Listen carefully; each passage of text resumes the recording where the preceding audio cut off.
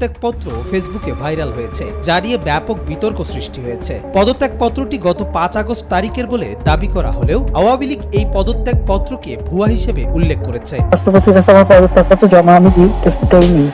জি আপা, কাজে আমার কিন্তু পদত্যাগ হয়নি। দেশ ত্যাগের আগে পদত্যাগ করেননি শেখ হাসিনা। সংবিধান মতে তিনি এখনও বাংলাদেশের প্রধানমন্ত্রী। শনিবার সংবাদ মাধ্যমে রয়টার্সকে দেয়া এক সাক্ষাৎকারে এমন দাবি করেন তার ছেলে সজীব ওয়াজেদ জয়। সর্বসম্মতিক্রমে বিএনপির চেয়ারপারসন বেগম খালেদা জিয়াকে মুক্তি দেওয়ার সিদ্ধান্ত নেওয়া হয়। বৈষম্য বিরোধী ছাত্র আন্দোলন ও বিভিন্ন মিথ্যা মামলায় আটক সহ সকল বন্দীদের মুক্তি দেওয়া হবে। বৈষম্য বিরোধী ছাত্র আন্দোলনের নিহতদের পরিবারদের ক্ষতিপূরণ প্রদান ও আহতদের সুচিকিৎসার প্রয়োজনীয় সকল সহায়তা হবে।